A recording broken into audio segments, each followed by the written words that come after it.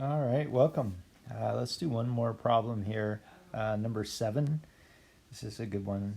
And I think, yeah, that's the only one that we're going to do. So uh, this one right here, same thing. You're finding 3 different forms of the function. You're given a table. You're given a graph. Really, you could do it with one or the other and not both.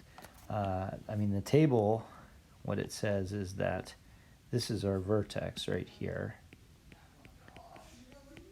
It's the maximum value of 2, okay? But you could also get that over here. You could say, oh, I have a vertex at negative 2, 2. That's the maximum value, okay? Also from the table, you can see that when you increase by 1, you decrease by 1.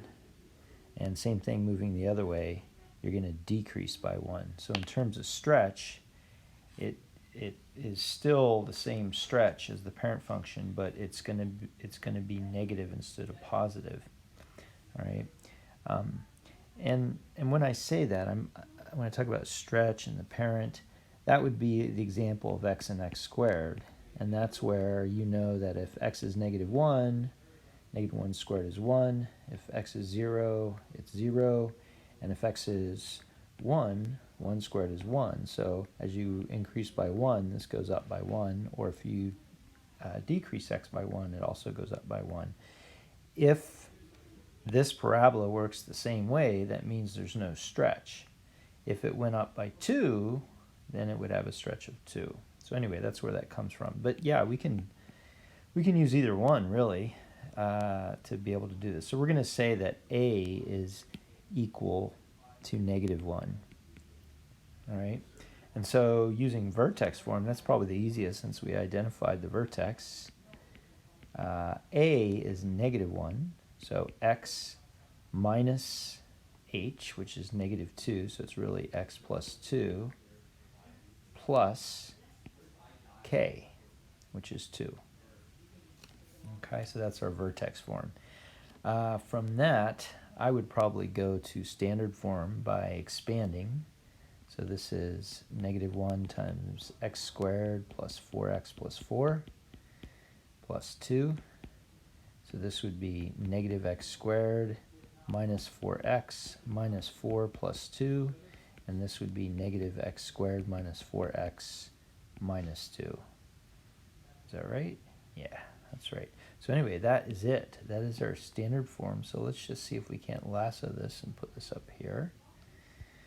All right, and then the other piece here is we can figure out the factored form, because on this one we can see that they're real numbers, okay, because the roots are x-intercepts here, so they're real. It's a real solution. There's a lot of ways you could do that. You could do quadratic formula. I kind of like using my vertex form to figure it out, so I'm going to use that method here. So let me show you how that works. So you're solving for 0. So you've got negative, I just write it like this, plus 2 squared, plus 2 equals 0. So if you subtract 2 on both sides, you get negative x plus 2 squared, which means that x plus 2 squared is equal to 2. Because that's like multiplying by negative 1. If you take the square root of both sides, you get x plus 2 equals plus or minus the square root of 2. And so therefore x is equal to plus or minus the square root of 2 minus 2. Okay. So our factored form we can do is the first factor would be x, let's say x minus plus square root of 2 minus 2. So x minus the square root of 2 and minus negative 2 would be plus 2. And then the next factor would be x minus negative square root of 2, or x plus the square root of 2, and the opposite of negative 2 is still positive 2. And so this represents our factored form.